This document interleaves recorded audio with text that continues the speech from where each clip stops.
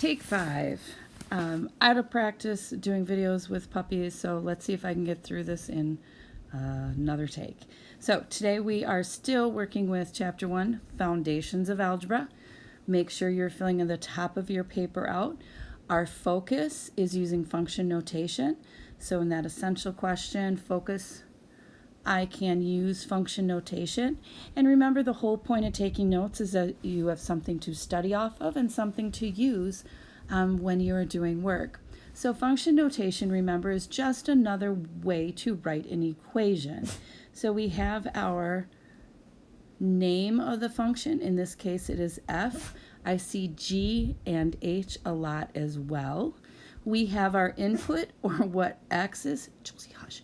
And then we have what the function is. So in this case, it's telling us whatever x is, we're going to multiply it by 2 to get the value of the function. So we can write any equation in with two different variables into function notation. So we can write an equation into function notation and vice versa. So if we are naming our functions f, this is just going to, so that y is just going to be replaced with an f of, and here my variable is an x, so that's what's going to go in here. So this is the same, and then we can rewrite the rule. So the rule is exactly the same. Whatever the value is for x, we're going to multiply by 3 and add 6. It's just this initial part right here we're replacing with the function name. And again, it's because many times in real life you are using more than one function at a time. So we're going to take this and replace it. This time I'm going to call it h. And here I have a t. So my t is going to go in here, but then the rule stays the same. And then I can go backwards. So here the function is named g, but we have to replace that with a y to get it back in xy notation, or it's an equation with two variables. Y equals 5 minus a. You will be practicing this on your assignment. I know that I am not pausing to have you write down, but remember, the beauty of a video is you should be pausing to make sure that you can get all of these examples down and anything else that you need to write. For example, up here you might have wanted to write, replace the f of x with y, or whatever. Okay? We have practiced this. I think I'm only going to do one of these examples. To evaluate functions, remember that you are just taking whatever the input is, or that value for x, and you're replacing it in for x. So anytime you see that x, in this case, you're replacing it with a -3. And it's important that you remember parentheses so you don't drop a negative. Also, one more time, this does not mean multiply. This does mean multiply. It is naming the function. So it does not mean g is being multiplied by x. That is a very common misconception. So now we're finding the value of this function when our input is -3. So I'm going to put my parentheses, so I'm not going to drop my negative, and I'm going to replace that with a -3, and then I'm going to simplify. So this part right here, exponents first, -3 squared. -3 times -3 is 9. -8, because remember this is adding the opposite. So -8 times a -3 is a positive 24. So then my final answer is 33. So I can then say that I can rewrite this. So g of -3 is 33. And again, if you need me to help you with this example, I can do so, or you can try it on your own. But I think I'm going to move on just because we had already worked with function notation in this way earlier in the week. Another thing that we can do with function notation is evaluating and working backwards. So sometimes you are given what the function equals and you have to find x. So remember, this is the same thing as saying y is 2.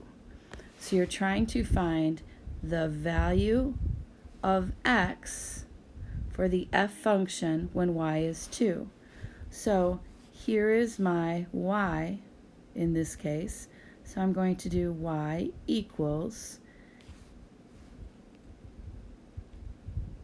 4x minus 2. And we know that y is 2.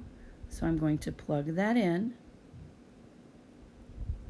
And then I'm going to solve. So we have to add 2.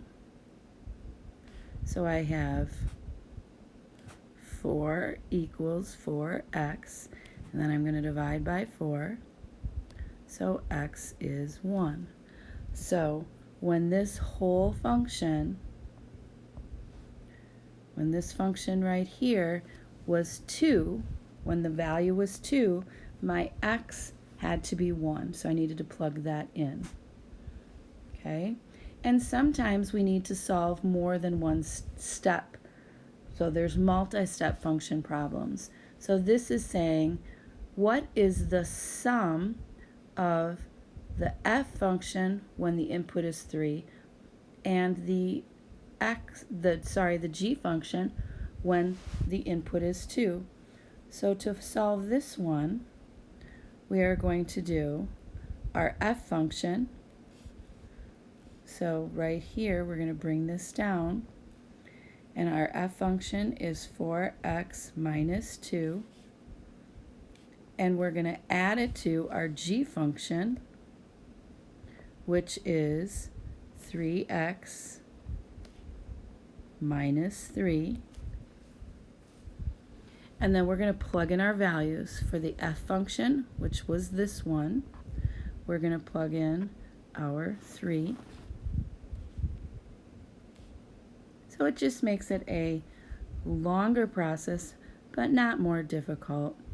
And I'm going to add in my 2 to here, because this is my g function. And I'm just going to simplify using the order of operations. So over here I have 12 minus 2 plus 6 minus 3. So 10 plus 3 is 13. Again, cannot stress to you enough that you should be, as you've done in the past, pausing the video, going back, rewriting, adding notes, adding steps, adding what I am saying. Some of you tend to want to just watch and not listen, but a lot of what I am saying is important as well. All right, so after we evaluate a function, there are times we may be left with a variable in our expression. For example, and I see a mistake here. Can you please change this A? This was supposed to be an X. Okay, so for example, in this case, this is our input. So this is what goes in place of our A, right? Because they're in the same place. So anytime we see our A, we're going to put x minus 3. So I am going to still leave my parentheses like I was doing when it was just a single number. I'm going to rewrite everything. And in the parentheses, I'm going to put this whole expression. So now I have my distributive property. Now I'm just simplifying, right? 4 times x is 4x. 4 times 3 is 12. And then I have to continue simplifying. So we do not have one number but we do have an expression because our input had an expression. And the last thing that I want you to think of with function notation for today, and all this stuff is on your video, is how to find ordered pairs. So thinking back to our problem before when we solved for, or we were given y, we knew that like we ended up with something like f of 2 equals 10.